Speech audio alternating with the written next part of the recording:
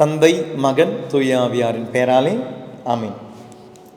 இயேசுவில் அன்பார்ந்தவர்களே, நேற்று நாம் நம்பிக்கை அறிக்கையை குறித்து சிந்தித்தோம். இன்று நம்பிக்கை அறிக்கைக்கு பிறகு வருதுன்னு நம்பிக்கையாளரின் மன்றாட்டு.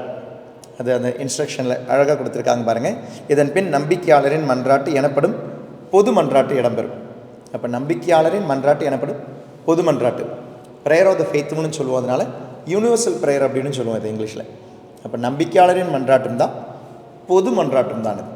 அதாவது நம்பிக்கையை ஊட்டப்பட்டு அதிலிருந்து நாம் ஜெபத்திற்கு தூண்டப்பட வேண்டும். நமக்காக மட்டும் இல்லை, பொது மன்றாட்டு உலகத்துக்காக ஜெபிக்க வேண்டிய நேரம். அப்போ நம்பிக்கை ஒரு ஆளில் தூண்டப்படும் பொழுது நாம் ஜெபிப்பது தனிப்பட்ட தேவைகளுக்காக அல்ல, நாம் ஜெபிப்பது பிறருக்காக, உலகத்திற்காக, அனைவருக்காகவும். அப்போ அந்த ஜெப விண்ணப்பம் நம்மளுடைய மனசில் இருக்கணும், ஜெப தேவை நம்மளுடைய மனசில் இருக்கணும். அந்த ஜெப தேவையிலிருந்து விண்ணப்பத்திலிருந்து வர வேண்டும் நம்பிக்கையாளரின் மன்றாட்டு இல்லை பொது மன்றாட்டு. இதுக்கு ஒரு ஸ்ட்ரக்சர் இருக்குது. இந்த ஸ்ட்ரக்சர் என்ன? ஏன்னா நம்மளுடைய எல்லா சண்டே திருப்பலியில் நீங்கள் பார்த்துருப்பீங்க, இதுக்கு ஒரு ஸ்ட்ரக்சரில் ஜெபிப்பாங்க. அந்த ஸ்ட்ரக்சர் என்ன? சில டைம் உங்ககிட்ட உங்களுடைய பங்கு சாமியார் இன்றைக்கி இந்த ஸ்ட்ரக்சரை எழுதுங்க அப்படின்னு நம்பிக்கையாளர் மன்றாட்டு கொடுத்தாங்கன்னா எந்த ஸ்ட்ரக்சரை ஃபாலோ பண்ணுவீங்க? எப்படி நீங்கள் எழுதுவீங்க? 4 ப்ரேயர். முதல் ஸ்ட்ரக்சர், முதல் ஜெபம் எதுக்காக இருக்கணும்? For the needs of the church, திரு அவைக்காக, உலகளாவிய திரு அவைக்காக, ஃபார் த யூனிவர்சல் சர்ச். நாம் ஜெபிக்க வேண்டிய கடமை நமக்குண்டு. கடமை அப்படின்றத விட பாக்கியம் நமக்குண்டு. நம்முடைய குடும்பத்திற்காக, திரு அவை என்னும் குடும்பத்திற்காக ஜெபிக்கணும், for the needs of the church முதல்ல. ரெண்டாவது இன்டென்ஷன் என்னவாக இருக்கணும்?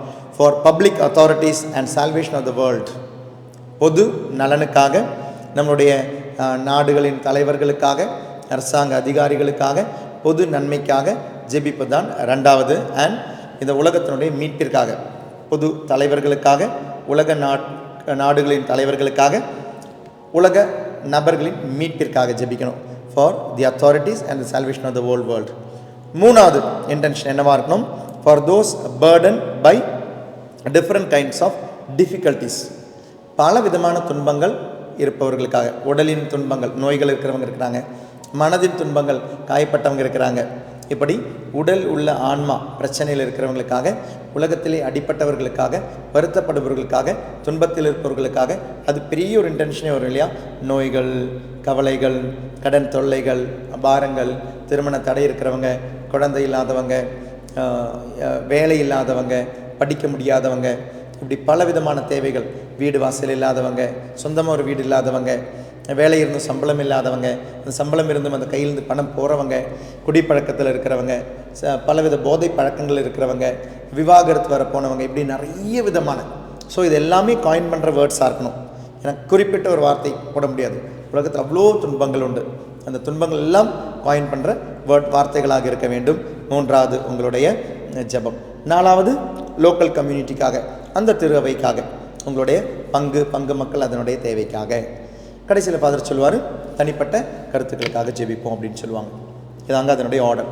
இனி ஏதாவது ஸ்பெஷலாக இதில் சேர்க்கலாமா? சேர்க்கலாம். ஏதாவது ஸ்பெஷல் திருப்பலியாக இருந்தால், ஏதாவது அருட்சாதன திருப்பலியாக இருந்தால், திருமணமாக இருக்கலாம், இல்லைன்னா ஏதாவது அடக்கு சடங்கு இருக்கலாம், ஃபர்ஸ்ட் ஹோலி கம்யூனியன் திருப்பலியாக இருக்கலாம், கன்ஃபர்மேஷன் திருப்பலியாக இருக்கலாம். இப்படி ஏதாவது அருட்சாதனத்தில் இல்லை சாக்ரமெண்ட் ஆர் சாக்ரமெண்டல்ஸ் இதனுடைய ஏதாவது திருப்பலியாக இருந்தால் அவர்களுடைய பெயரை குறிப்பிட்டு அவர்களுக்காகவும் ஜெபிக்கலாம். Special intention.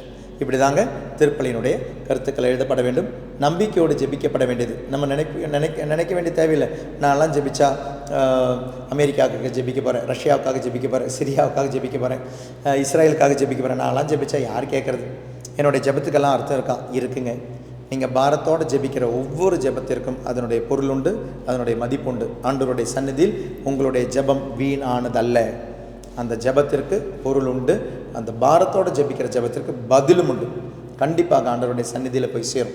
அதனால் பொது நன்மைக்காக ஜெபிங்க, உலகத்திற்காக ஜெபிங்க. திருப்பலியில் ரொம்ப முக்கியமான நேரம் இந்த பொது மன்றாட்டு என்னும் நேரம். இனி இந்த நேரத்தில் ஃபாதருடைய கரங்கள் உங்களுக்கு தொடக்கத்தில் ஃபாதர் அழைக்கும் பொழுது ஃபாதருடைய கரங்கள் இப்படி இருக்கும். கடைசியில் அதன் எல்லாமே சேர்த்து வைத்து குழுவாக ஜெபிக்கும் பொழுது ஃபாதருடைய கரங்கள் விரித்த கரங்களாக இருக்கும். இனி திருப்பலியுடைய இன்டென்ஷன், திருப்பலியுடைய கருத்து அப்படின்னு சொல்லி யாராவது கருத்துக்களை கொடுத்துருப்பாங்க இல்லையா?